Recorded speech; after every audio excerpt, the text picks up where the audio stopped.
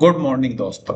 मैं अजय गुलिया जी के नाम के इस वीकली करंट अफेयर्स में आपका स्वागत करता हूं। आपके लिए लेकर आया हूं इस सप्ताह की 10 बड़ी खबरें जो एमसीक्यू पॉइंट के साथ में कॉम्पिटिटिव एग्जाम्स के लिए important है।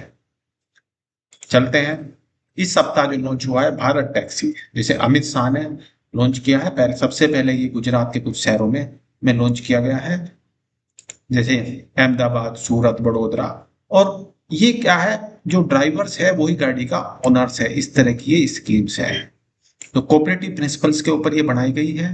तो इसमें ड्राइवर 100% जो दे रहे अपनी अर्निंग्स है उसको ड्राइवर्स को ही पूरा मिलेगा। अभी तक क्या था, जो प्लेटफॉर्म्स थे हमारे, आपने सुना होगा ओला, उबर, ये सब चीज जो है ना, ये एक प्लेटफॉर्म से प्राइवेट आदमियों के प्लेटफॉर्म्स थे, और जो ड्राइवर्स थे उनको कुछ कमीशन, उनको पे प्लेटफॉर्म से कमीशन पे करना पड़ता था, फीस, और उसके बाद में ड्राइवर्स को मिलता था। बट आप देखोगे जल्दी ये सब चीजें, भारत टैक्सी काफी पॉपुलर हो जाएगी। अभी तो गुजरात में दिखाई देगी, और आने वाले साल में आप क्या कहो, अपने शहरों के अंदर भी, मेजर सिटीज के अंदर में ये भारत टैक्सी आपको चलते दिख जाएगी, क्योंकि ये कोऑपरेटिव सोसाइटीज के जिस अंडे पे चली गई है वो काफी सक्सेसफुल होने वाला है। आपको क्वेश्चंस बन जाता है कि जो भारत की पहली first driver oven cooperative ride hailing platform कौन सा है, उसका नाम क्या है, तो भारत टैक्सी। ये सीधा सीधा क्वेश्चन आपसे कई कम्पिटिटिव एग्जाम में अभी पूछा है। वैसे आपको नॉलेज के लिए पता होना चाहिए कि भारत की सबसे बड़ी कोऑपरेटिव सोसाइटी कौन सी है, अमूल। अमूल जो है ना, भारत का क्या क्या जो दूध का आपने देखा होगा, मिल्क का जो ब्रांड है, वो वो भी गुजरात से संबंधित है। बट अमूल जो है ना, सबसे बड़ी कोऑपरेटिव सोसाइटी है भारत की।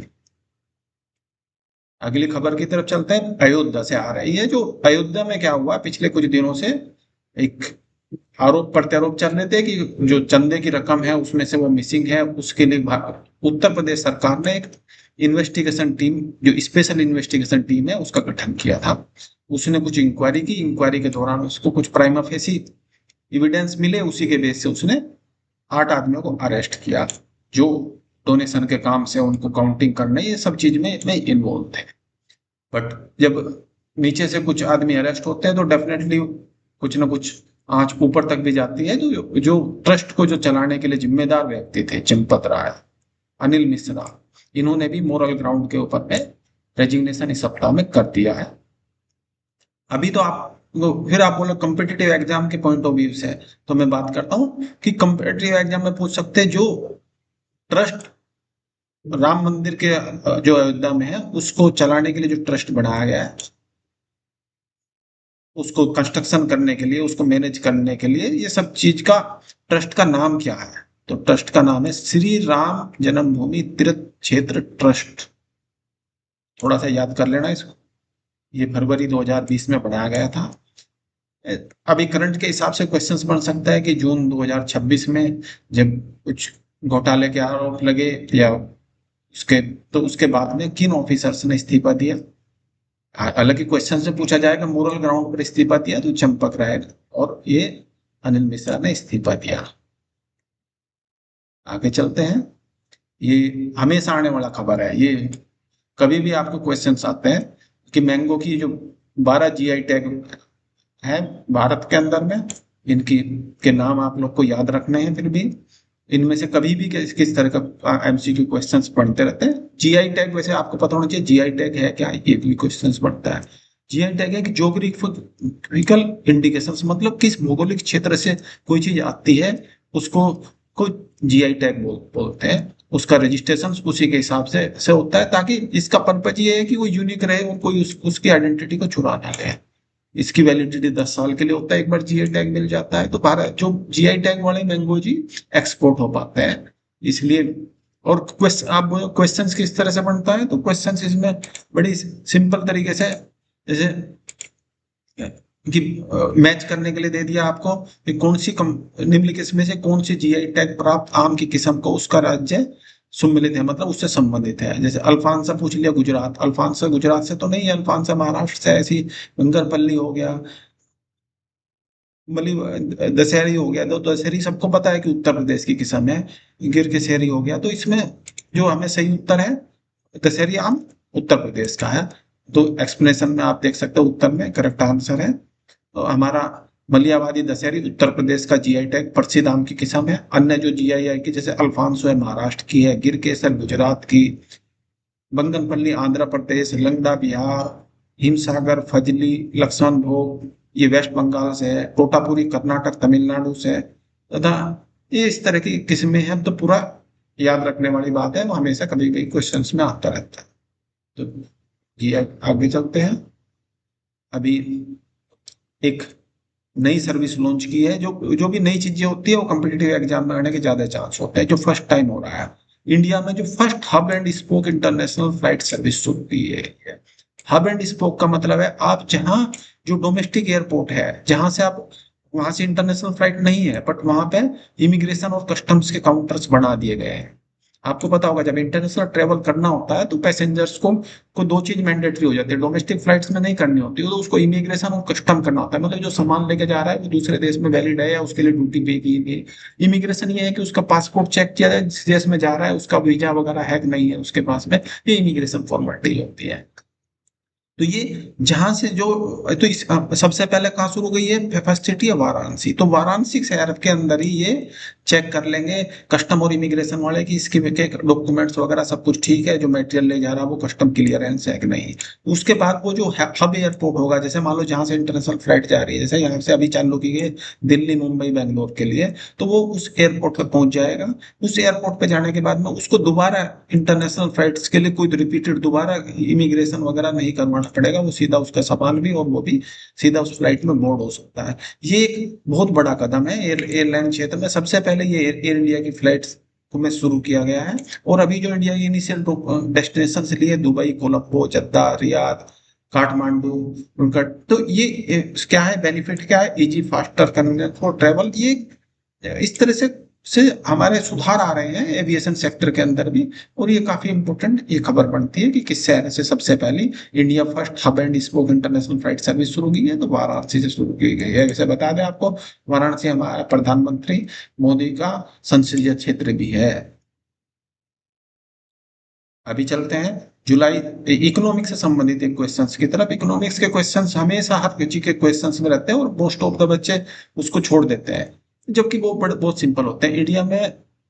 India launch new monthly service sector index. तो नवी चीज ये जो ये जुलाई 2026 से लागू हो जाएगा।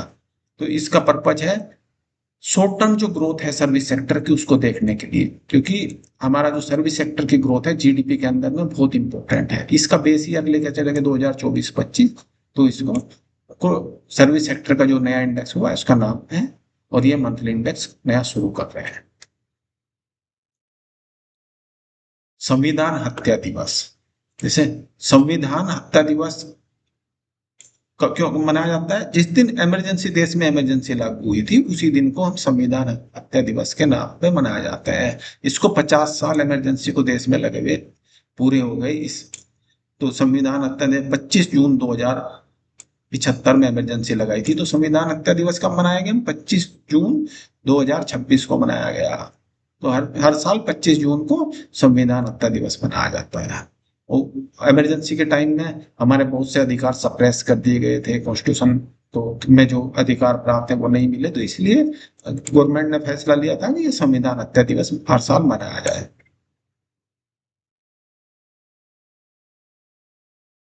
कुछ पद्म अवार्ड्स दिए गए इस सप्ताह राष्ट्रपति भवन में।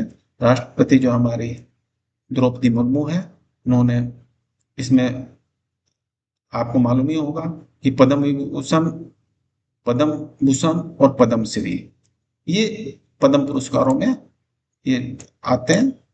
और जो सिविलियन पद्म पुरस्कार है जो भी अचीवमेंट्स के लिए उनको दिया जाता है। इस साल के जो पद्म विभूषण दिए गए थे, पी नारायणन, ये लिटरेचर और एजुकेशन के लिए दिया गया। जस्टिस के टी थॉमस, ये पहले जज थे, इनको सोशल वर्क के लिए दिया गया है ये। और पद्म विभूषण किस किसको, जो इम्पोर्टेंट हस्ती है उसमें विजय अमृतराज, ये टेनिस का प्लेयर था, है बल्कि अभी नहीं खेलता, एक्टिव प्लेयर नहीं है।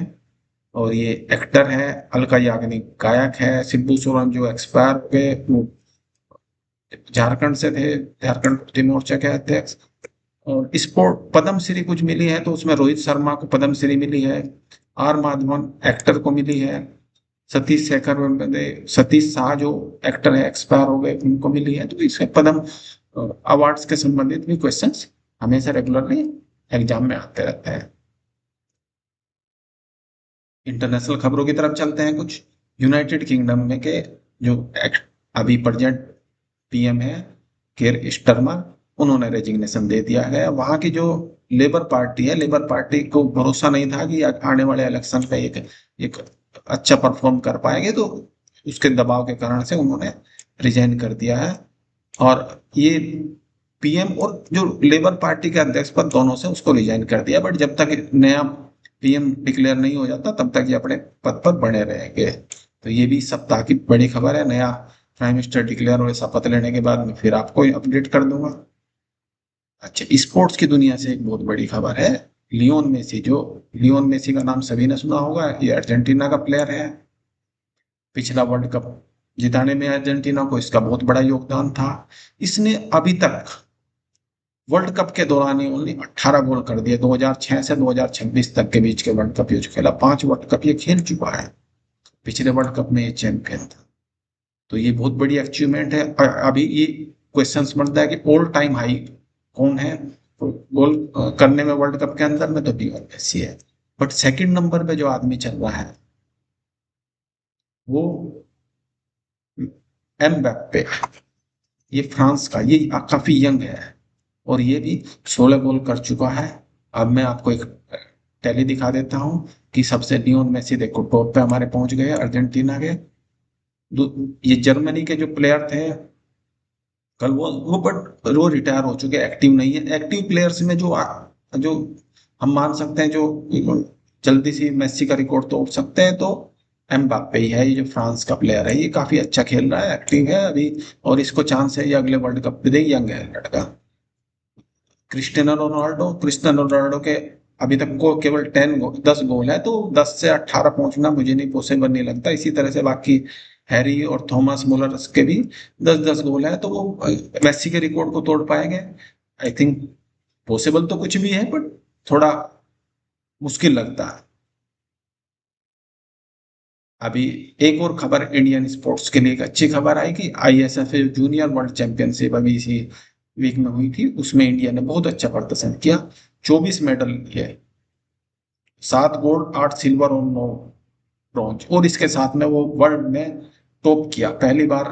ये बड़ी अचीवमेंट है। जूनियर लेवल पे हम इतना अच्छा परफॉर्म कर रहे हैं, तो डेफिनेटली जो अगले आने वाले ओलंपिक और इंटरनेशनल टूर्नामेंट्स है उसमें हमें उम्मीद बनती है कि शूटिंग्स में हम काफी मेडल्स निकाल सकते हैं, क्योंकि यंग टैलेंट्स आगे आ रहा है।